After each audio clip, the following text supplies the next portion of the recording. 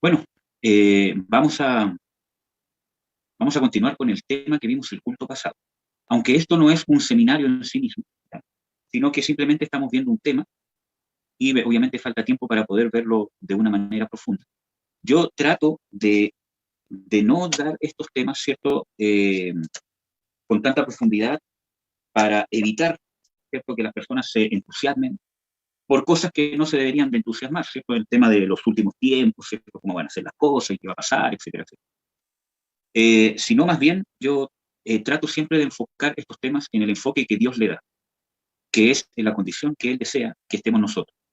Pero también creo, y Dios ha puesto en mi corazón, que es importante, ¿cierto?, poder entender eh, cómo van a ser los últimos tiempos para que nos podamos preparar. Porque muchas veces por no entender cómo va a ser la segunda venida del Señor Jesucristo, cuál es su propósito y en qué condición espera que esté su iglesia, ¿cierto?, nos equivocamos y dormimos. Hay una teoría, ¿cierto?, que habla de que la iglesia de Jesucristo no va a pasar por la gran tribulación y que uno como iglesia tiene que simplemente esperar a que venga el Señor, ¿cierto?, y nos lleve. Y realmente, hermanos, eso no dice la Escritura, que es parte de lo que vimos el culto anterior y parte de lo que vamos a ver ahora, quizás en muy poco tiempo, pero es parte de lo que vamos a intentar explicar. ¿Mm? Realmente, la iglesia va a pasar por la gran tribulación y tiene un propósito, y un propósito eterno de parte de nuestro Dios. ¿Mm? Pero la iglesia de Jesucristo no va a pasar por la ira. Dios no va a desatar su juicio y su ira sobre los que ha redimido por la sangre de Jesucristo. Y eso está claro en muchos pasajes, como por ejemplo ¿cómo se llama? En el libro de Romanos 5, donde dice de que por medio de haber sido justificados y por medio de que el Señor Jesucristo está vivo, ¿cierto?, hemos sido salvos de la ira. Por lo tanto, no hay ira para los que han sido redimidos por la sangre de Jesús. ¿Mm? Pero sí, todo cristiano debe estar preparado para poder padecer por causa de Cristo si es necesario. ¿Amén? Entonces, el culto pasado, ¿cómo se llama?, habíamos quedado en aspectos sumamente importantes, que para poder interpretar estos tiempos hay algunos errores importantes que eh, llevan a que uno pueda malinterpretar las escrituras. Y el primero era que, sobre todas las cosas, y en cualquier otro tema, ¿cierto?, es importante saber que el que tiene la revelación máxima, tanto de los últimos tiempos como cualquier otro tema, es Jesús. Jesús es el Hijo de Dios y a Él le fue declarado todo lo del Padre. El Padre a Él se lo declaró todo, ¿cierto?, de una manera clara y precisa. Él es, ¿cierto?, el verbo de Dios, Él es la palabra de Dios, Él es el testigo fiel, Jesucristo. Por muy gran profeta que sea Daniel, Isaías, Jeremías, Pablo, Pedro, Juan, etcétera, etcétera, no pueden tener la misma revelación que tuvo Jesús, o que tiene, ¿cierto? Es más, hay versículos bíblicos que dicen que Dios nos ha hablado hoy por medio de su Hijo Jesucristo. Es Jesucristo el que entrega esta revelación que el Padre le ha entregado a sus apóstoles, profetas, evangelistas, maestros, y a todos nosotros por medio de su Espíritu Santo.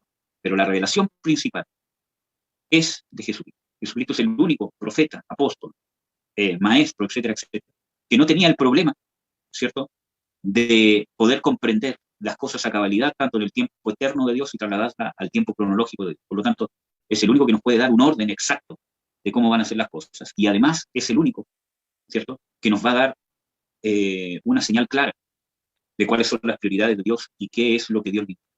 Por lo tanto, la revelación de la segunda venida de Jesucristo no es única de Pablo, no es única de Daniel, sino que es principalmente de Jesús, que es el Dios encarnado y que es el que va a venir. Como dice, el que era, el que es y el que ha de venir. ¿Quién más que Él no va a saber cómo va a ser su segunda venida y cuáles son los propósitos para el cual el mismo Padre le ha encomendado? Entonces, hay dos venidas del Señor Jesucristo. Primero, vino ya hace más o menos 2000 años atrás, un poco más, vino como redentor sufriente, vino como el cordero al matadero para ser muerto y para vencer a la muerte, vencer a Satanás y resucitar. Y su segunda venida va a ser en gloria, donde todo ojo le verá, ¿cierto? Y va a venir con el propósito de establecer su reino y de desatar la ira de Dios. Porque, hermanos, hay que entender que el propósito de la segunda venida de Jesucristo no es raptar a la iglesia, no es llevarse a la iglesia. No hay ningún versículo bíblico que realmente diga que Jesús viene a llevarse a la iglesia al cielo. Hay versículos bíblicos que son sacados de contexto y que, eh, hay personas que intentan hacerlo decir que Jesús viene a llevarse a su iglesia. Y ciertamente va a haber un rapto, va a haber un arrebatamiento, pero es parte de un proceso. Tanto la resurrección de los muertos, el arrebatamiento o la transformación de nuestros cuerpos para los que estemos vivos, si es que estamos vivos en su segunda venida, ¿cierto? Son eventos circunstanciales, ¿cierto? Que llevan a otro evento mayor, que es que Jesús establezca su reino aquí en la tierra. Y hay algunas teorías, ¿cierto?, que hablan de que esta venida va a ser en dos partes, que viene Jesús de una forma secreta, rapta a su iglesia, ¿cierto? Y después de 3 años y medio, ahí sigue descendiendo y establece su reino aquí en la tierra. No hay ningún versículo bíblico que diga eso. La Biblia dice que la segunda venida de Jesucristo es una, y es un evento en que el Señor Jesucristo desciende, ¿cierto? Nosotros como iglesia lo vamos a recibir en el aire y vamos a continuar con él el descenso para que él establezca su reino aquí en la tierra. Y eso pasa porque no nos acoplamos a las prioridades de Dios y a lo que Dios le da más importancia. Hay 1 o 2 versículos bíblicos en toda la Escritura que hablan derechamente del rapto. 1 o 2. Yo creo que 1, pero entre que lleguemos podemos encontrar 2 o 3 que quizás ustedes digan que quizás están hablando derechamente del rapto o de ¿cómo se llama? Arrebatamiento. Sin embargo, se han hecho seminarios, se han hecho libros, se han hecho estudios sobre el rapto, sobre el arrebatamiento, dándole importancia a un hecho que es importante, pero que Dios no le ha dado tal importancia. Sin embargo, en las Escrituras, Dios habla muchas veces, innumerables veces, de la resurrección de los muertos, que es parte del cumplimiento de las promesas. Habla de la transformación de nuestro cuerpo que va a ser a su semejanza. Habla de la redención, ¿cierto? Habla de una consumación de la redención que va a ser por la transformación de este cuerpo mortal, a un cuerpo a la imagen de la resurrección de Jesús. Hay innumerables pasajes bíblicos que hablan sobre el juicio de Dios, sobre el día de la ira, sobre el día en que Dios va a retribuir, ¿cierto? Va a desatar su juicio, su ira sobre la tierra, ¿cierto? Que no aceptó su amor, que dio muerte a sus santos y que va a dar muerte a sus santos, ¿cierto? Y que son enemigos de Dios. Y que eso va a ser el inicio del reinado de Dios, del reinado de Jesús aquí en la tierra. Entonces, nosotros y ustedes cuando estudien cualquier tema tienen que ver en todas las Escrituras a qué tema Dios le da más importancia. ¿Cuántos versículos bíblicos hablan de este tema? ¿Cuántos versículos bíblicos hablan sobre este otro tema? Y ahí se van a dar cuenta simplemente de qué es más importante para Dios. ¿Amén, amados? Entonces, texto central, ¿cierto? O el profeta central, que es, vamos a ver el mismo versículo que habíamos visto antes, que está en Apocalipsis, en Mateo 24. Y después vamos a ver algunos otros versículos bíblicos que se usan para decir que la iglesia no va a pasar por la gran tribulación, para explicarlo bien. Mateo 24. Un versículo o un capítulo muy importante. Nosotros alcanzamos a leer, ¿cierto?, todos estos versículos bíblicos, y yo les hablé de que ahora íbamos a explicar por qué. Uno de los errores también es confundir la gran tribulación, ¿cierto?, con el día de la ira. Dios habla más del día de la ira que de la gran tribulación, aunque Dios habla de la tribulación que sufre un cristiano, ¿cierto?, y que el cristiano es necesario que pase por tribulación. Vimos el sábado anterior, ¿cierto?, que en Primera de Tesalonicenses dice de que somos puestos para tribulación. Pablo dice, para esto somos puestos. O sea, el propósito de que Dios nos salve, que nos redima, es para pasarnos por tribulación, no como un Dios malo, ¿cierto?, que dice, lo voy a pasar por el fuego, porque Dios no está desatando su ira sobre nosotros. Y no lo hace porque Él diga, hoy tú pecaste tanto, estoy enojado contigo, te tengo que pasar por la tribulación. Dios nos hace para que seamos dignos de reinar con Jesús. Y Él lo hace porque sabe que lo eterno vale mucho más que quizás un padecimiento pequeño aquí en esta tierra. Así que toda tribulación que estés pasando, aunque haya sido porque tú caíste, porque te equivocaste, vuélvete a los pies de Cristo. Corre a los pies de Jesucristo. Porque Jesús, Dios, es fiel y justo para perdonar nuestros pecados. Y aún eso nos está preparando, nos está formando para reinar, para vivir el reino eterno, para reinar juntamente con Jesús. Jesús habla, ¿cierto?, de que Él va a regir todas las naciones con vara de hierro. Y también habla de que el que venciere, el que perseverare, el que no ensuciare sus ropas, también Él le dará autoridad para regir las naciones con vara de hierro. Ahí está hablando de reinado, ahí está hablando de ejercer la autoridad que Dios le ha dado a Jesús como rey en la tierra. Y eso va a pasar en su segunda venida. Viene el día grande y terrible de Jehová, ¿cierto? Se establece el reino de Dios. Jesús viene físicamente aquí en la tierra como el rey, como el vencedor, y establece un reinado, ¿cierto? Que dice en las Escrituras que va a durar 1000 años. Entonces, Dios está invitando a que la iglesia sea parte de ese reinado. Y para eso debemos pagar un precio, porque debemos ser dignos. Y esto no tiene nada que ver con la salvación. Porque por la salvación somos dignos de entrar a la salvación eterna. Pero nosotros debemos, ¿cierto?, responder al llamado de Dios a participar, a ejercer la autoridad. Porque desde que un cristiano nace de nuevo y es salvo, es parte del reino de Dios. Pero no necesariamente tiene la autoridad para reinar. Y a eso nos llama Dios. Dios quiere que todos seamos parte de su reino. Cuando Dios creó al hombre, ¿cierto?, dice que varón y hembra los creó e inmediatamente les dio autoridad. Sojuzgad la tierra, sojuzgad los animales, multiplicados, etcétera, etcétera. Porque Dios quiere compartir su autoridad, pero necesitamos ser dignos. Y para eso son las tribulaciones, como ya lo vimos, somos puestos para tribulación, pero no somos puestos para la ira. En Primera de Pedro dice de que es necesario que nuestra fe sea aprobada como el oro del crisol. Es necesario ser purificado. Pedro también dice, cuando vinieren tribulaciones sobre ustedes, no os sorprendáis como si cosa extraña fuese esto, sino sabed que esto se hace para vuestra prueba, para que seamos participantes de las cosas que Dios nos ha dado por medio de Jesucristo. Entonces, ese es un llamado celestial, hermanos. ¿Ven? Entonces, la Biblia no enseña que Dios nos va a impedir que nosotros pasemos tribulación.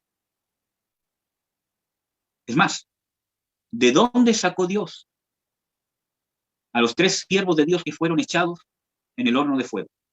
¿Impidió que fuesen lanzados al horno de fuego? No. ¿Dónde los libró de la tribulación? Adentro del horno de fuego. Ahí envió su ángel, ¿cierto? Y los guardó de que las llamas lo consumieran. Daniel, cómo Dios lo libró de la tribulación? ¿Impidió que él fuese lanzado al foso de los leones? No, él fue lanzado al foso de leones.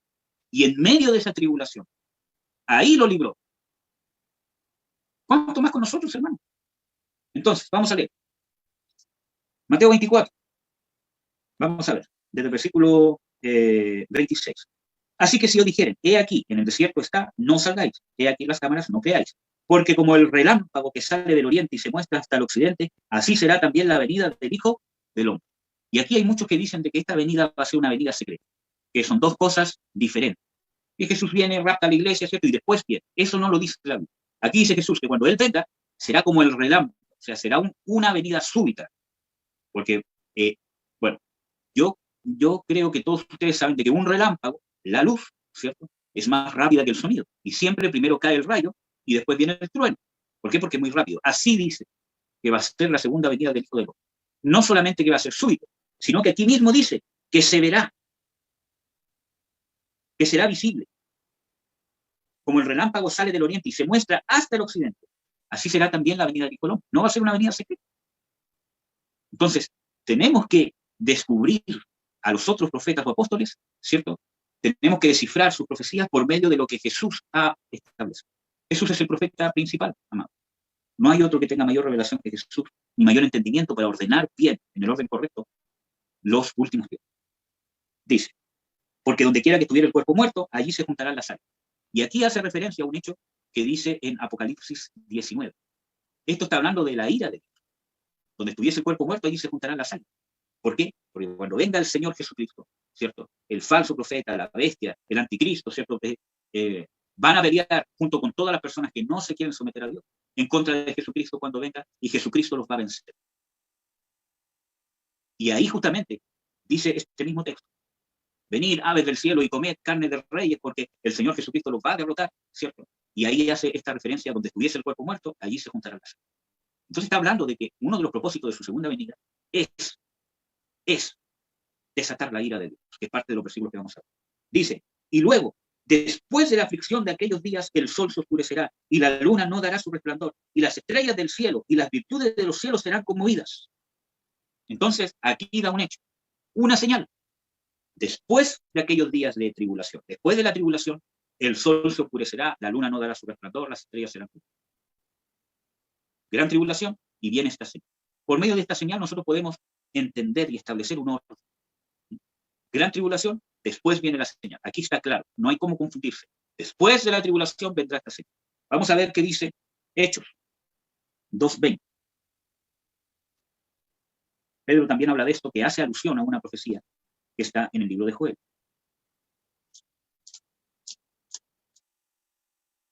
Hechos 2:20 dice lo siguiente: el sol se volverá en tinieblas y la luna en sangre, antes que venga el día del Señor grande y terrible.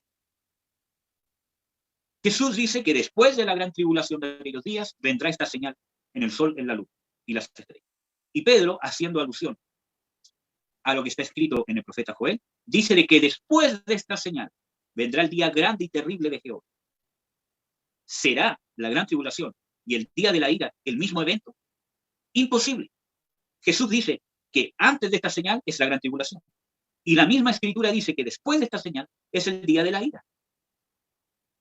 Entonces, ¿cómo van a ser el mismo evento? Son dos eventos diferentes. La gran tribulación es la ira de Satanás desatada sobre el pueblo de Dios, especialmente el pueblo de Israel. Y la iglesia, permitida por Dios, para probar a sus santos, para fortalecer, para depurarlos, para hacerlos dignos de participar del reino. Y en su segunda venida el Señor Jesucristo vengará y hará juicio, porque todo el juicio ha sido dado al Hijo. El que va a desatar la ira de Dios es Jesús, y no lo va a hacer solo, sino que está preparando su ejército, del cual tú y yo somos llamados a participar, a ser parte del ejército de Dios. No con espada, no con armas, no con tácticas de guerra, sino con armas espirituales. Y estas armas deben ser forjadas, deben ser formadas, nosotros debemos ser entrenados. David dice, tú adiestraste mis manos para la batalla. Tú adiestras mis manos para la batalla. Dios quiere adiestrar nuestras manos para la batalla. Y no es una batalla física. Pablo dice que no tenemos lucha contra carne y sangre, sino contra principados, contra potestades, contra las huestes espirituales de maldad, etcétera, etcétera. Y este es el proceso. Esta vida es el proceso. Y la gran tribulación va a ser el proceso culmine para purificar a su iglesia. La iglesia va a pasar por la gran tribulación. Vamos a ver algunos versículos que se usan para decir que no vamos a pasar por la gran tribulación y vamos a intentar entenderlo en este poco tiempo que hay. ¿Amén? Entonces, la señal del sol y la luna y las estrellas determina que termina la gran tribulación y que inicia el día de la ira. Y que viene Jesús.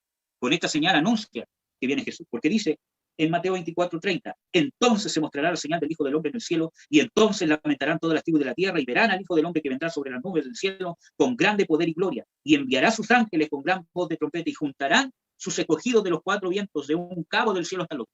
Aquí está hablando de que Dios va a recoger a sus escogidos. Después, cuando Él venga, dice, vendrá, todo ojo lo verá, y enviará a sus ángeles a juntar a todos sus escogidos de los cuatro puntos de la tierra. Aquí no está hablando de dos raptos, no está hablando de dos venidas. Hay gente que se confunde entre el versículo 30 y el versículo 27 y creen que esos dos versículos están hablando de dos eventos diferentes. Y no es así. En el versículo 27 Jesús hace una descripción de cómo va a ser su segunda venida y después la explica y la ordena. Es simplemente análisis gramatical.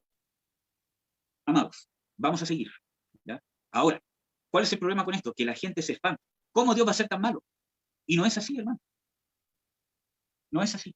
Porque no vamos a pasar por la ira. Y hay muchos versículos bíblicos que muchas veces son mal interpretados. Y las personas creen que están hablando de la gran tribulación. Entonces, cuando uno les dice esto, dicen, pero ¿cómo Dios nos va a hacer pasar por estas cosas? Y realmente no están hablando de la gran tribulación. Están hablando del día de la ira. Y nosotros no somos puestos para ira, como dicen Primera de Tesalonicenses 5. Como dicen Romanos 5 también, y en muchos pasajes bíblicos, que dice que no somos puestos para ir. Nosotros, eso sí, y este es otro tema, ¿cierto? En el día de la ira no vamos a estar en el cielo, vamos a estar aquí en la tierra. Pero eso va a ser para conversar con otro día, ¿ya? Pero no vamos a ser puestos para ir a Dios. Vamos a participar como ejército de Dios. Es más, vamos a participar con Jesús, ¿cierto? En establecer su reino en la tierra. Amén, amados. Sigamos, para no demorarme tanto. Yo soy bueno para demorarme mucho, hermanos. El centro de todo esto, hermanos, es preparar. No es alimentar nuestra mente para saber cómo van a ser las cosas, porque aquí yo les podría compartir muchos textos bíblicos que hablan de los tiempos, cuánto va a durar, etcétera, etcétera, y ese no es mi intención. Mi intención es preparar. Si es que quieren ustedes un día, ¿cierto? ¿Cómo se llama? Que podemos hacer un estudio más largo, hacer unas 4 o 5 partes para hablar de este hecho, pero ahora estoy intentando hablar en modo muy resumido. Hay muchos versículos bíblicos que prueban, ¿cierto?, cómo va a ser realmente la segunda venida de Jesús. Bueno, ¿y cuál es el propósito de su segunda venida? Vamos a ver el propósito de su segunda venida. Bueno, antes de eso, vamos a leer algunos versículos y vamos a intentar explicar. El primero, Juan, capítulo 14, que es el versículo que muchos hablan, ¿cierto?, de que realmente vamos a ir al cielo, ¿cierto? Y que no vamos, o sea, que la iglesia va a estar en el cielo mientras aquí en la tierra pasan un montón de cosas feas y horribles. ¿No? Y no es así. Vamos a ver qué es lo que realmente dijo Jesús. Juan, capítulo 14, versículo 1. No se turbe vuestro corazón. Creéis en Dios, creed también en mí. ¿Cómo no se va a turbar nuestro corazón? Creer en la fidelidad de Dios, hermano. Por la prueba que nos toque pasar. Las cosas que pasan en el mundo. Las persecuciones que haya. El problema que estés pasando. Aunque te hayan abandonado, aunque estés solo, aunque haya pasado lo que haya pasado, aunque pase lo que pase, la fidelidad de Dios, como estábamos hoy día, como hoy día le estábamos cantando a Dios, tu fidelidad, ¿cierto? Yo tengo que confiar en que Él es fiel y que todo lo que pasa en mi vida, Dios nos encamina a un propósito eterno. ¿Por qué? Porque no escatimó a su Hijo. ¿Cómo va a permitir que alguna cosa pase en mi vida porque sí? Si Él pagó un precio tan grande de dejar morir a su Hijo en la cruz siendo inocente. De esa manera te amó Jesús. De esa manera te amó Dios. ¿Cómo va a dejar que alguna circunstancia pase en tu vida? Porque sí. Todo Dios lo va a encaminar en un propósito, para que puedas tener un encuentro más personal con Dios, para que en medio de los abusos que has sufrido quizás, de los rechazos, de la violencia, de las traiciones, aún de tus propios errores, esas circunstancias que ciertamente son de maldición para tu vida, Dios las encamina en bendición, en que en esa circunstancia puedes experimentar el amor inmerecido de Dios, el perdón inmerecido de Dios, la justificación gratuita, y puedes conocer en carne propia y en la práctica el sacrificio de Jesús. Puedes experimentar la gracia de Dios, puedes experimentar tu fidelidad, su fidelidad. Y eso es lo que nos mantiene el corazón quebrantado, eso es lo que nos da fuerza, eso es lo que a mí me da confianza cuando hay una situación adversa. Yo sé que Dios es fiel porque lo he experimentado en mi vida. Porque cuando no merecía el perdón, Dios me lo dio. Y si Dios me justificó siendo su enemigo, ¿cuánto más ahora, siendo justificado por la sangre de Jesús, no me va a ser propicio? Entonces, Jesús parte con eso. ¿Creéis en Dios? Creed también en mí. ¿Qué más dice? En la casa de mi Padre muchas moradas hay. De otra manera os lo hubiese dicho. Voy pues a preparar lugar para vosotros. Y este versículo es el que se usa para decir, Jesús dice, en la casa de mi Padre, el cielo, ¿cierto? Muchas moradas hay. Voy a preparar un lugar en el cielo para ustedes. Incluso hay cánticos que hablan de, tengo una mansión celestial en el cielo, ¿cierto? Tengo una morada celestial en el cielo. Y aquí no está diciendo eso Jesús. Por eso que tenemos que interpretar las escrituras con las escrituras. ¿Cuál es la casa de Dios? Hay muchos pasajes bíblicos que hablan de que el creyente es el templo de Dios, que la iglesia es el templo de Dios. Y aquí les voy a mostrar uno, ¿cierto?, para probarlo. Déjenme encontrarlo.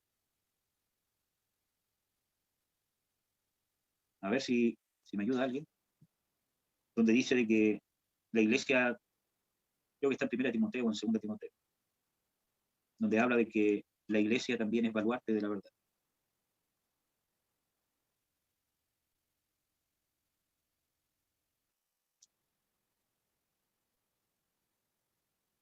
Aquí está. 1 Timoteo 3:15 dice lo siguiente. Y si no fuere tan pronto, para que sepas cómo te conviene comportarte en la casa de Dios, que es la iglesia del Dios vivo, columna y baluarte de la verdad. Entonces, ¿cuál es la casa de Dios? La iglesia. Entonces, las mismas escrituras dicen, en la casa de mi Padre muchas moradas hay. ¿De qué está hablando Jesús? De la iglesia, en la casa de mi Padre, que es la iglesia, muchas moradas hay. Voy pues a preparar lugar para vosotros. Y aquí no se está refiriendo Jesús a irse al cielo, sino que está hablando de su sacrificio, de ir al cielo en victoria. Porque dice, voy pues a preparar lugar para vosotros. ¿Cómo fue al cielo? A través de su muerte, a través de su padecimiento, a través de pagar el precio por nuestros pecados, a través de descender al abismo, al Hades, en victoria, y que la muerte no lo haya podido detener, y subir al cielo, resucitar en cuerpo, alma y espíritu, resucitar en victoria, habiendo vencido a la muerte, y subir al cielo con su sangre, a derramarla como sumo sacerdote por expiación por toda la humanidad. A eso se está refiriendo, a ese proceso se está refiriendo. Ese proceso fue preparar lugar para nosotros. Porque desde su resurrección se instauró la iglesia. Porque era necesario que Él resucitara primero, que Él venciera la muerte, para que el ser humano pudiera tener la opción, por medio de Jesús, de nacer de nuevo, de tener la vida de Dios y de ser parte de la iglesia de Dios, de la casa de Dios. En Hebreos también habla de que Moisés fue fiel, ¿cierto?, sobre una casa hecha a manos, pero Jesús es fiel sobre la casa de Dios, ¿cierto?, la cual somos todos nosotros. Entonces, aquí no está hablando de una morada en el cielo, como cielo, como un lugar físico. Está hablando de la iglesia, de la casa de Dios, la iglesia, que tiene, ¿cierto?, una naturaleza celestial. En Efesios 2 o 1, ¿cierto?, dice de que nosotros estamos sentados en lugares celestiales. Y habla al tiempo presente, desde que un cristiano o desde que un ser humano nace de nuevo por medio de la fe de Jesucristo. Porque un cristiano nace de nuevo cuando recibe el perdón de Dios. Nace de nuevo, estamos sentados en lugares celestiales, aunque estamos aquí en la tierra, porque Dios puede decir de que mientras estamos acá en la tierra, estamos sentados en lugares celestiales, porque está hablando de nuestra naturaleza espiritual. Nació vida de Dios, la vida de Jesús está en nosotros. Donde está Jesús estamos nosotros. Y Jesús está en el cielo, no como lugar físico, sino como lugar de autoridad espiritual.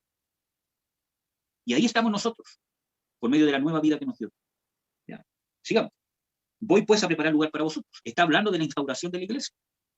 No está hablando del rapto. ¿Qué más dice? Y si me fuere y os aparejare lugar, vendré otra vez y os tomaré a mí mismo, para que donde yo estoy, vosotros también estéis. No está hablando, hermanos, de que yo estoy en el cielo y yo voy a venir en el rapto y me los voy a llevar al cielo. No. ¿Qué dice? Donde yo estoy, vosotros también estéis. ¿Y dónde estaba Jesús? Estaba, aunque estaba físicamente en la tierra, estaba conectado con el Padre. Estaba en la autoridad de Dios. Y eso se cumplió y se cumple en el nuevo nacimiento. Cuando nosotros somos sentados en lugares celestiales, juntamente con Cristo. Esto está cumplido. ¿Qué más dice? Y sabéis que donde yo voy, o sea, y sabéis dónde voy, y sabéis el camino. Amén, hermano. Bueno. Sigamos. Otros versículos bíblicos. 1 Corintios 15. Es el que más se usa. 1 Corintios 15. Uno de los eventos también que ordena, ¿cierto?, los eventos finales es la resurrección de los muertos. Nosotros, por medio de la resurrección de los muertos, podemos establecer qué cosas pasarán antes y qué cosas pasarán después. 1 Corintios 15. Vamos a leer el versículo 22 en adelante. Porque así como en Adán todos mueren, así también en Cristo todos serán vivificados. Está hablando de la resurrección. ¿Qué dice? Más cada uno en su orden.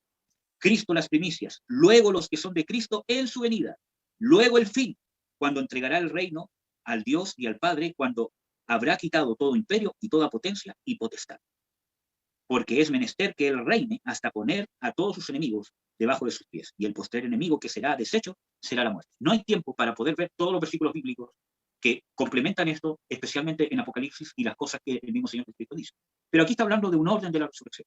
Cristo, las primicias, ¿cierto?, que Él ya resucitó y está vivo.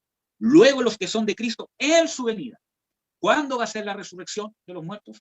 En su venida. Y hoy día escuché, hermanos, porque yo trato de ver, ¿cierto?, hace años ya, ¿cierto?, las pruebas que dan desde el otro punto de vista para ver si es que quizás en realidad uno está mal.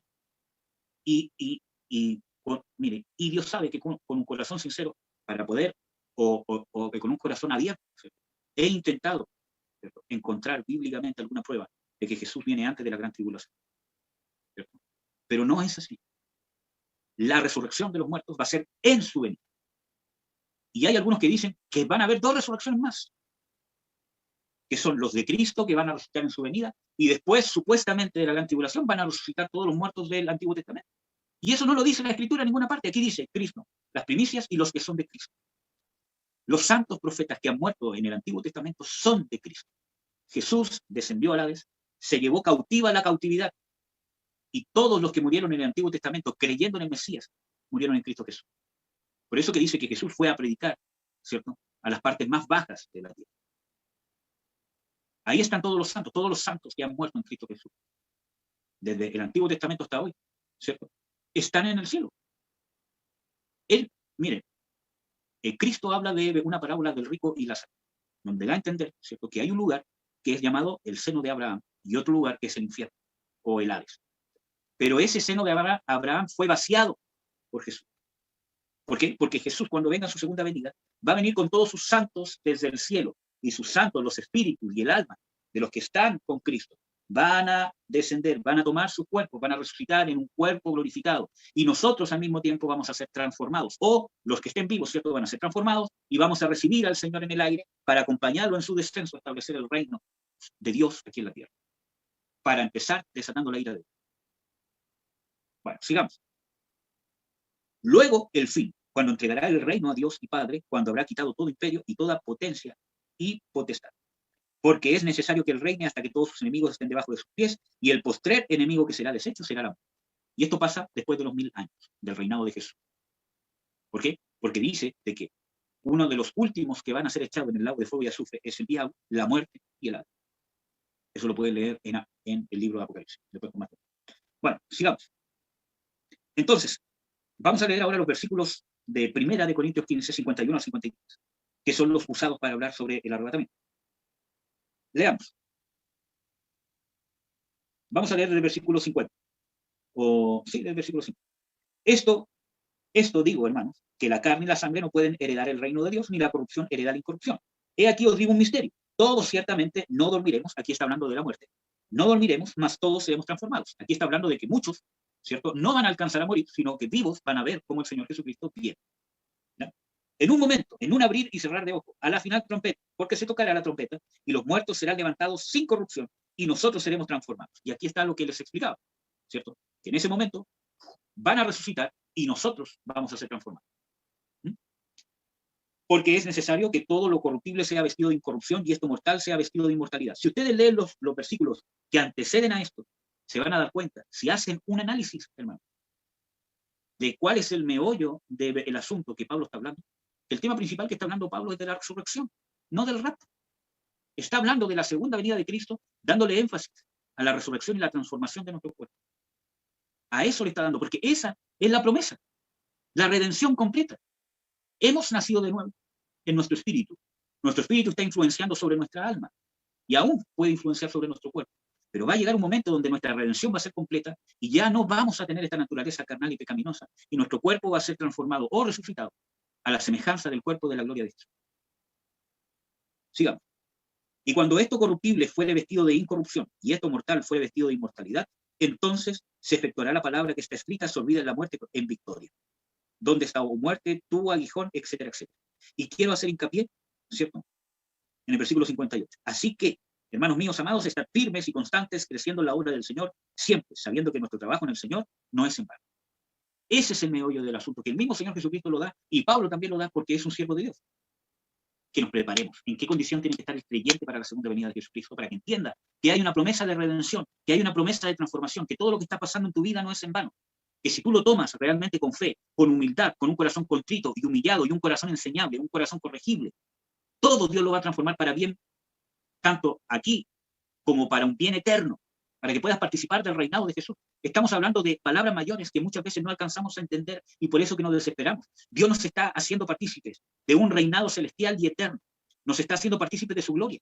Si el ser salvos no es solamente decir yo creo en Jesucristo y ahora me siento bien, me siento gozoso, qué lindo, soy salvo, etcétera, etcétera. Es mucho más profundo, mucho más eterno que eso. Dios nos está haciendo parte de su reino. Por eso que dice, poner la mira en las cosas de arriba, porque estas cosas son temporales, estas cosas no se han de comparar con la gloria venidera. El Dios eterno, creador de los cielos y de la tierra, sustentador de todas las cosas, inaccesible, invisible, inmortal, nos está haciendo parte de su poder, de sus misterios más profundos, que van a ser revelados en su segunda venida. Es un llamado celestial, es el llamado más importante de la eternidad, y que Dios quiera compartirlo con esta creación suya que somos nosotros, que somos tan imperfectos, hermanos, y que quizás somos los que menos la merecemos, porque Dios, habiéndole dado al hombre razón, decisión, en comparación con todas las otras bestias de la tierra, ¿cierto? Aún las bestias de la tierra, aún la naturaleza se somete a Dios, y nosotros teniendo entendimiento, no nos sometemos a Dios y nos rebelamos. Somos menos dignos. Y aún así Dios ha hecho todo lo que ha hecho en Cristo Jesús para hacernos partícipes de este reinado. Nosotros, Pablo habla de que ojalá reinéis en vida. Dios quiere que el reino de Dios se manifieste en nosotros y a través de nosotros aquí, ahora, aquí en la tierra. Y no estoy hablando de la falsa doctrina del reino ahora, ¿cierto? Que quieren ver señales y señales y señales y que no se mueven señales. No. Estoy hablando de que el reino de Dios es la autoridad de Jesús sobre tu vida. Que la palabra de Dios sea la autoridad sobre tu vida y que te ordene tus prioridades, ordene tus pensamientos. Por eso, hermano, es importante. ¿Cómo nos preparamos para su segunda venida? Teniendo comunión con Dios, transformándonos, santificándonos, buscando liberación, corriendo para poder ser libre, para poder estar lo más limpio posible, lo más despejado posible, para poder discernir su voz y poner por obra su palabra, poder servirle, poder realmente tener un paso aquí en la tierra, ¿cierto? Que realmente agrada a Dios y que deje huella. Poder luchar por ese reino que Dios nos ha dado en Cristo Jesús. Amén. Bueno, vamos a ver algunos otros versículos. Primera Tesalonicenses 4, 13 al 18. Primera Tesalonicenses 4, 13 al 18. Dice, y este es un versículo también que se usa para hablar sobre el arrebatamiento. Ya vimos en el otro versículo bíblico que no está haciendo Pablo énfasis en el arrebatamiento.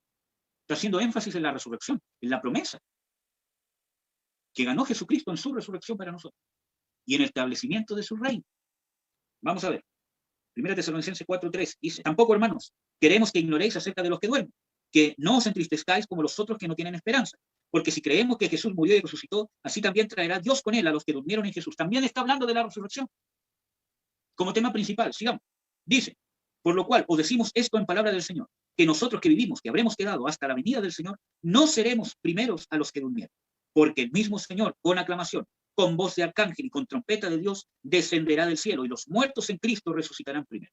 Aquí explica que Jesús traerá, o que Dios traerá con Jesús, ¿cierto? Jesús, descendiendo del cielo, traerá con él a los que han muerto y ellos descenderán, tomarán sus cuerpos y resucitarán. Y después nosotros seremos transformados en un abrir y cerrar de ojos, como veíamos en 1 Corintios. Dice, porque el mismo Señor con aclamación, con voz de arcángel y con trompeta de Dios descenderá del cielo y los muertos en Cristo resucitarán primero. Luego nosotros los que vivimos, los que quedamos, juntamente con ellos seremos arrebatados en las nubes a recibir al Señor en el aire y así estaremos siempre con el Señor. Por tanto, consolados los unos a los otros con esta palabra. ¿Cuántas veces menciona la resurrección y la transformación? Más de una vez. ¿Cuántas veces menciona el arrebatamiento? Una. Y es mencionada como un evento circunstancial. Pero hacemos de esto una doctrina interminable. Y más nos enredamos. Y más, dice de que seremos arrebatados. Claro que sí. Es una verdad bíblica. Seremos arrebatados. O raptados, como ustedes quieran ver. Después de la resurrección de los muertos. Ellos resucitarán y nosotros seremos arrebatados. Juntamente con ellos. ¿Para qué? Para irnos al cielo, dice aquí. Para recibir al Señor en el aire. Para recibir. Miren, hermanos. Una de las cosas que yo aprendí de mis padres, ¿cierto? Es ser educado cuando alguien viene a tu casa. Y si alguien viene para mi casa y yo lo invito a casa, yo no le abro la puerta y que él entre solo. Yo lo voy a recibir. ¿Por qué? Porque es un invitado. Salgo para afuera, le abro la puerta, lo tomo, nos encontramos, hola, ¿cómo estás? Gracias por venir. Y él me acompaña a mi casa. ¿Quién lo salió a recibir? Yo lo salí a recibir. Y yo lo salí a recibir y yo me devolví al lugar de donde salí. Porque él venía para mi casa. Hermanos, si aquí dice que nosotros vamos a recibir a Jesús en el aire, ¿ustedes creen que es lógico que si nosotros lo vamos a recibir a él se dé media vuelta con nosotros y nos lleva al cielo? Si no, tendría que decirle que Jesús nos va a recibir a nosotros. Pero somos nosotros, los que estamos en la tierra, los que vamos a ir a recibir a Jesús en el aire. Por lo tanto, los que nos vamos a dar la media vuelta y a devolvernos a la tierra somos nosotros. Porque Jesús viene a la tierra y nosotros lo vamos a recibir. Igual como yo salgo a recibir a alguien que viene a mi casa. Yo lo salgo a recibir, pero yo me devuelvo con él. Porque él viene para mi casa. Jesús viene a la tierra y nosotros, la iglesia, lo salimos a recibir. Nos encontramos con él, nos saludamos, nos abrazamos, etcétera, etcétera. Y lo acompañamos para que él venga aquí a la tierra. Ese es el orden de la segunda venida. Creo que no hay tiempo para ver versículo por versículo, ¿cierto? Porque hay infinidades de versículos que son usados para decir algo en contra, etcétera, etcétera. Pero hermanos, si ustedes entienden con claridad estos versículos bíblicos, no van a tener problemas. Y si no confunden el día de la ira con el día de la tribulación, ¿cierto? Y si ustedes siempre se dejan llevar por lo que Jesús ha establecido, y de ahí interpreta las otras escrituras, no van a tener ningún problema. Amén, hermano. Pero si no, pueden salir interminables teorías. Vamos a ver, antes de terminar, que este versículo yo siempre lo comparto cuando quiero hablar de esto, sobre el ejército de Dios, Apocalipsis 19. Voy a ver qué hora es, para ver cuánto tiempo ya seguramente me pasé. Ya. Voy a tratar de terminar lo más pronto posible. Primero, quiero que veamos un versículo que es importante, que está en Apocalipsis 20.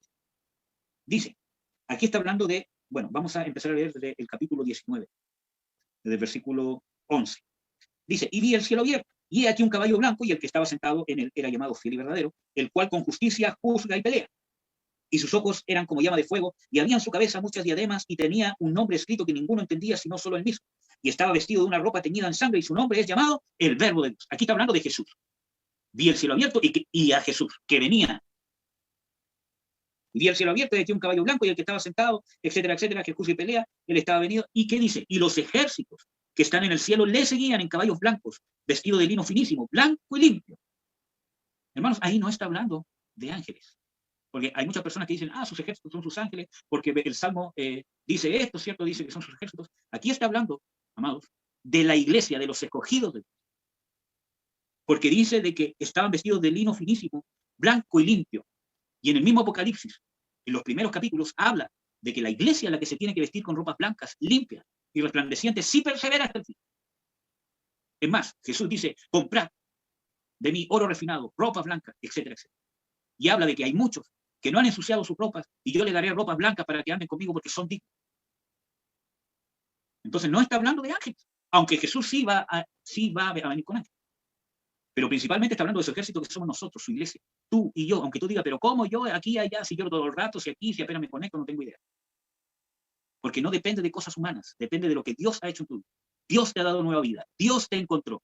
Tú no te salvaste solo, tú no encontraste a Dios, tú no lo buscaste. Jesús te empezó a llamar. El Espíritu Santo te empezó a guiar para que tuvieses un encuentro personal con Jesús. Si tú estás viendo esto es porque Jesús se ha interesado en ti. Desde antes de la fundación del mundo, desde antes de tu nacimiento. Y ha transformado todas las cosas que ciertamente los hombres o Satanás ha querido llevarlos para maldición y para condenarte eternamente, partiendo desde el pecado. Dios lo ha transformado por medio del sacrificio de su Hijo en bendición, para que tengas un encuentro profundo con el amor de Dios y puedas conocer al Dios verdadero. Para que seas parte de su ejército. Sí, pero es que yo no sé orar. Eso no tiene nada que ver. No tiene nada que ver. Vamos a ver.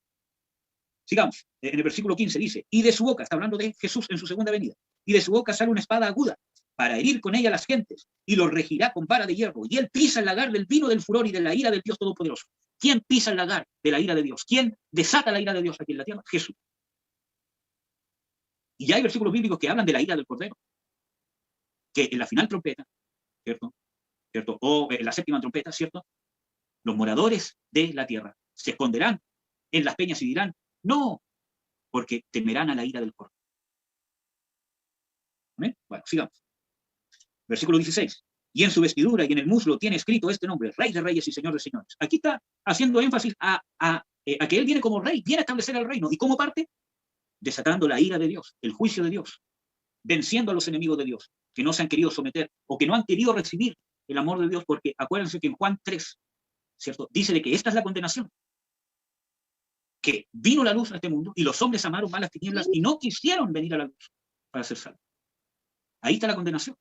No en la cantidad de pecados que yo haya hecho, sino que vino la salvación gratuita y han despreciado el sacrificio de Jesús y la puerta abierta que Dios abrió por medio del padecimiento de Él mismo, haciéndose hombre.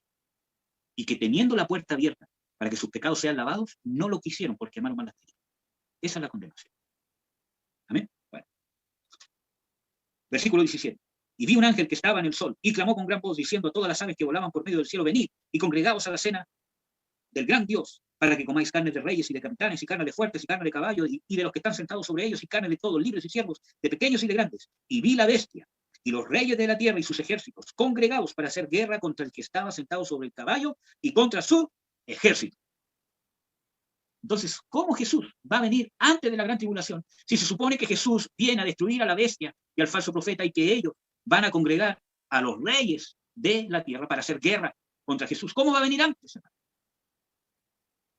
Viene después, después que se manifieste el anticristo, después que se manifieste el falso profeta. Amén.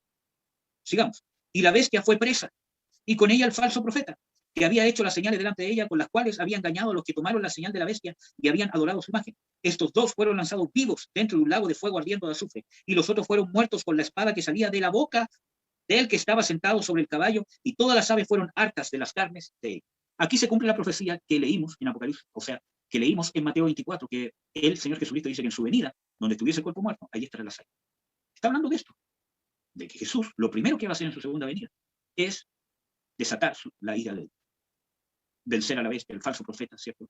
Y que todos los que están en contra de Dios van a ser destruidos. Y eso es necesario porque para que Jesús pueda establecer su reino sobre los moradores que van a quedar en la tierra. Y aquí les digo un misterio que no vamos a tener tiempo para verlo, pero no todos los cristianos van a resucitar en esta resurrección en su segunda venida. Pero eso es para otro tema. Hay pruebas bíblicas de eso. Sigamos.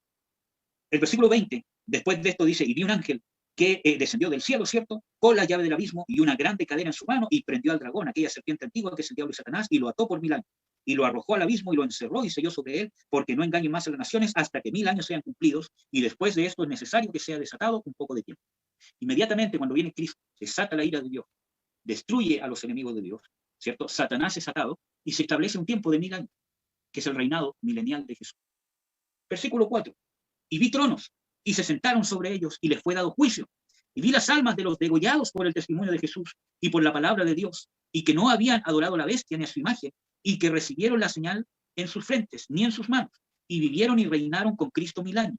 Mas los otros muertos no tornaron a vivir hasta que sean cumplidos 1000 años. Esta es la primera resurrección, la primera, que es la misma que hablaba Pablo. Cristo, las primicias, los que son de Cristo. Aquí está hablando de la primera. No está hablando de una segunda y no está hablando de que antes hubo otra. Está hablando de la primera resurrección. ¿Quiénes van a resucitar en la primera resurrección? Lean con cuidado. ¿Quiénes? Los degollados por el testimonio de Jesús y por la palabra de Dios. Ahí está incluyendo los del Nuevo Testamento y los del Antiguo Testamento. Dice, y que no habían adorado a la bestia en nuestra imagen. ¿Cómo? ¿Cómo, hermano? Pensar que el falso profeta, la bestia, el anticristo, como lo quieran llamar, se va a manifestar después de la segunda venida, si se supone que en la primera resurrección, en su segunda venida, los que dice aquí que resucitaron en esa primera resurrección son los que no adoraron a la bestia, los que no se dejaron marcar. Eso da claramente, porque no hay otra resurrección. Aquí habla de una primera y de una segunda. Y la primera resurrección es para recibir el galardón, ¿cierto?, para recibir la recompensa, para reinar juntamente con Cristo, para recibir autoridad de juzgar, como dice. Y la segunda es ya después de los 1000 años, como ustedes pueden ver después en los otros versículos bíblicos, después de los 1000 años, para, ¿cierto?, establecer finalmente quiénes van a pasar a la eternidad con Dios y quiénes van a ser, ¿cierto?, condenados eternamente. Entonces, bienaventurados los que participan de la primera resurrección. Y en esta primera resurrección no hay otra, porque hay una teoría que dice que esta es una primera, pero antes de esa hay otra. Y no es así. En la primera resurrección, aquí dice claramente la primera resurrección, van a resucitar juntamente los que han sido degollados por la palabra de Dios, por el testimonio de Jesús, y los que han salido de la gran tribulación, que no se dejaron marcar por la bestia, que no la adoraron. Por lo tanto, ese periodo donde va a estar dominando la bestia, el anticristo o el falso profeta, ¿cierto?, va a ser antes de la segunda venida de Cristo. Porque vimos claramente que los pasajes bíblicos dicen que en su venida resucitarán los que son de Cristo. No va a haber otra resurrección antes ni después. Entonces, en su venida van a resucitar los que no adoraron a la bestia, los que no se marcaron. Y aquí lo dice claramente. Dice, y vinieron y reinaron con Cristo 1000 años, mas los otros muertos no tornaron a vivir hasta que sean cumplidos 1000 años. Esta es la primera resurrección, primera. No hay otra, primera. En la misma resurrección que Pablo habla en 1 de Corintios 15 y en 1 de Tesalonicenses 4. Entonces, hermanos, hemos sido llamados a un reino eterno, a participar del reinado de Jesús. Jesús va a venir con sus ejércitos, y esos ejércitos somos parte, la iglesia es parte de los ejércitos de Dios. Hay muchas referencias bíblicas que hablan de que los ejércitos de Dios es su creación, son sus ángeles, etcétera, etcétera. Pero nosotros somos llamados a participar, porque somos parte del ejército de Dios. Y somos una parte importante. Jesús quiere venir con su ejército en gloria en su segunda venida, ya sea por medio de que resucitemos, si es que estamos muertos, o si es que llegáramos a estar vivos en su segunda venida, ser transformados y recibir al Señor en el aire para acompañarlo en su descenso a establecer su reino aquí en la tierra. Aquí vimos de que los que resucitan de la primera resurrección vienen y reinan con Cristo 1000 años. Él quiere que reinemos con Él, que seamos parte del reinado. No solamente ser parte del reino, porque todos los que son salvos son parte del reino, sino que seamos parte del reinado, que reinemos con Él. Y para eso debemos ser dignos. Voy a intentar darles algún estudio bíblico sobre el ser dignos. ¿Qué significa? Y que está muy relacionado con las tribulaciones, con la disciplina de Dios, en amor. Porque la tribulación o la disciplina de Dios no es un castigo. No es que Dios esté airado contigo. Dios no está airado contigo. Dios te ama. Pero Él ve más allá de lo temporal. Quiere hacerte partícipe de lo eterno. Para terminar, Apocalipsis 17 dice, aquí está hablando del mismo evento de su segunda venida, pero desde otro punto de vista. Dice, desde el versículo 13, estos tienen un consejo y darán su potencia y autoridad a la bestia, y ellos pelearán contra el Cordero y el Cordero los vencerá, porque es el Señor de los señores y el Rey de reyes. Y los que están con Él, con Jesús, son llamados y escogidos y fieles. Aquí está hablando del mismo evento, ¿cierto? Que va a haber un momento en que todos los reyes de la tierra que no se han sometido a Cristo le van a dar su autoridad a la bestia, al falso profeta, para pelear contra el Cordero cuando venga. Y los que están, y que Jesús los va a vencer. Y que los que están con Jesús, hablando de su segunda venida, que es lo mismo que habla en Apocalipsis, capítulo 19, sus ejércitos, ¿quiénes son sus ejércitos? Llamados, escogidos y fieles. No solamente son llamados, no solamente son escogidos, sino que son llamados, escogidos y fieles. ¿Y dónde demostramos nuestra fidelidad? En la tribulación. Estás pasando una situación adversa, que es injusta quizás, de abandono, de rechazo, de pobreza, de enfermedad, no sé. Sé fiel. Sé fiel. ¿Cómo puedes ser fiel? Apoyándote en la fidelidad de Dios. Persevera. No te alejes de Dios. Ahí donde aprendemos a orar. Hoy día escuché a un gran pastor, ¿cierto?, que dijo, los que oran en la angustia, los que oran en la persecución, los que oran en la enfermedad, esos aprenden a orar. Porque todo el mundo ora, pero los que oran en esas circunstancias son los que realmente aprenden a comunicarse con Dios y a escuchar al Espíritu Santo. Necesitamos esas cualidades, hermano. Y Dios nos da las herramientas para alcanzar. Ser llamados, todos ustedes, todos nosotros hemos sido llamados a ser escogidos. Pero seamos fieles. Debemos perseverar. Y si no fuiste fiel, levántate. Levántate, porque estamos en tiempo de gracia. Arrepiéntete y levántate. Abraham, antes de ser hallado fiel por Dios, falló muchas veces. En incredulidad. Él no creyó en la protección de Dios 2 veces. Dijo que su esposa era su hermana por miedo a que lo mataran, ¿cierto? Y arriesgando y poniendo en peligro a su esposa a que la violaran. ¿Eso es fe? Claro que no. Pero él se levantó. Falló otra vez, pero se volvió a levantar. Y Dios da testimonio de él, que es el padre de la fe. Y es más, dice de que fue llamado amigo de Dios, porque halló su corazón fiel. ¿Por qué? Porque la fidelidad se demuestra ahí. Caíste, te levantaste, caíste, te levantaste, perseveraste, perseveraste. Pero cada vez que te levantaste, creciste, creciste, creciste. Siempre confiaste en Dios para tu restauración. Hay un pasaje bíblico que está, ¿cómo se llama? En Miqueas 7:7 o 6:7, ¿cierto? O 7:6:7, que dice, aunque caí, me levantaré. Aunque more en tinieblas, Jehová será mi luz. En Jehová mi Dios esperaré. Fidelidad, fidelidad. Nuestra fidelidad se manifiesta en cuanto yo me abandono en confiar en Cristo. Y sigo perseverando.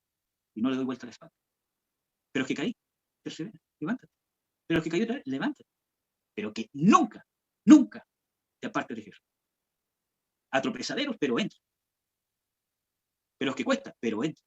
Persevera. Porque eso genera carácter. Eso te hace digno de reinar con Jesús.